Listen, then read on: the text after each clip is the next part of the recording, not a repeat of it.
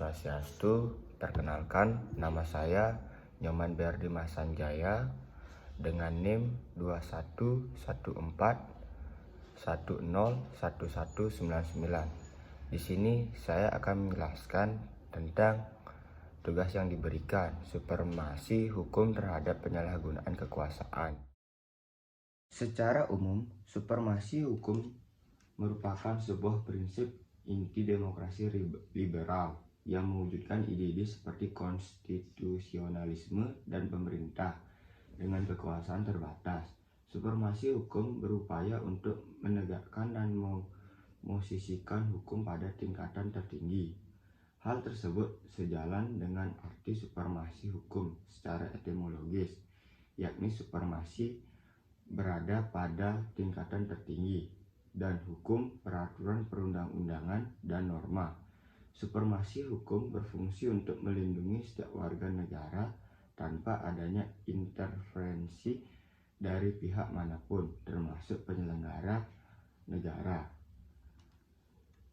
Dalam sebuah negara, penegakan supremasi hukum dapat berjalan dengan dua prinsip, yaitu prinsip negara hukum dan prinsip konstitusi.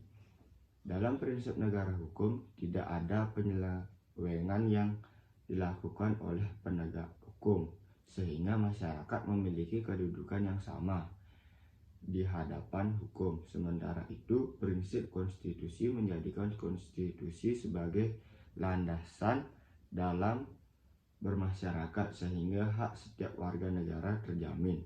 Prinsip supremasi hukum dibangun dan dikembangkan dari teori liberal tentang hukum yang telah ada sebelumnya. Supremasi hukum menjadi ciri utama dari negara hukum. Supremasi hukum diupayakan untuk menciptakan tata kehidupan masyarakat yang harmonis, tertib, dan berkeadilan, sehingga hukum dapat berperan dalam menjaga stabilitas negara. Supremasi hukum harus diikuti dengan penetapan aturan hukum serta kemampuan penegakan kaidah hukum tersebut. Tujuan dari supremasi hukum itu sendiri yakni mencegah terjadinya praktek penyalahgunaan kekuasaan menjadi masyarakat agar dalam menjalankan hak-haknya tidak terjerumus dalam tindakan yang luar batas hukum. Dasar hukum yang menyatakan bahwa Indonesia adalah negara hukum terutama dalam pasal 1 ayat 3 Undang-Undang 1945 dalam definisi sederhana, negara hukum dapat diartikan sebagai negara yang dalam penyelenggaraan kekuasaan pemerintahannya didasarkan atas ketentuan hukum. Suatu negara dikatakan sebagai negara hukum apabila unsur supremasi hukum dijadikan sebagai landasan penyelenggaraan negara, termasuk memelihara dan melindungi hak-hak warga negaranya.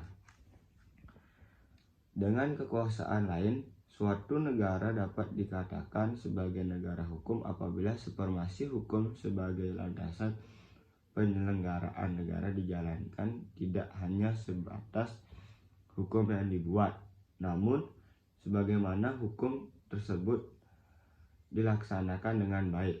Setiap negara, apalagi di negara-negara yang sedang berkembang, pembangunan digerakkan melalui instrumen-instrumen hukum yang dibuat.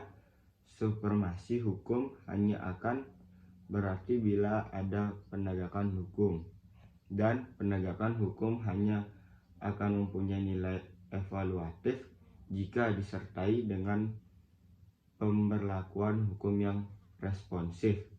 Artinya, supremasi hukum akan terjelma dengan suatu penegakan hukum yang bersediakan dengan prinsip persamaan di hadapan hukum, dengan dilandasi nilai dan rasa keadilan untuk dapat suatu hukum berfungsi sebagai sarana penggerak.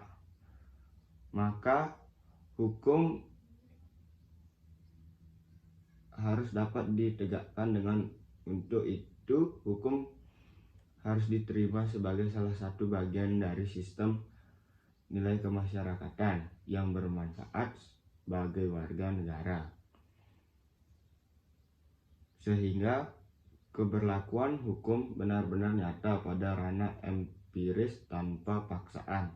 Penegakan hukum di suatu negara sangatlah penting, karena sangat pentingnya hukum di suatu negara akan menciptakan masyarakat yang kondusif dan tenang bagi warga, yang sekaligus warga akan sangat menghormati hukum itu sendiri. Namun kenyataannya penyalahgunaan kekuasaan saat ini menjadi trending topik bagi di media massa, media cetak maupun media elektronik.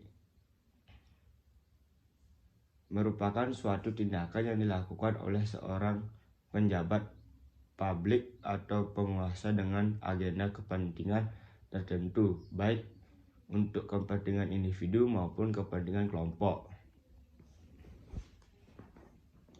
atau koperasi. Kalau tindakan itu dapat merugikan kekuasaan atau perekonomian negara, maka tindakan tersebut dapat dianggap sebagai tindakan korupsi. Istilah menyebutkan bahwa kekuasaan itu dekat dengan korupsi. Kekuasaan yang tidak terkendali akan menjadi semakin sewenang-wenang dan pada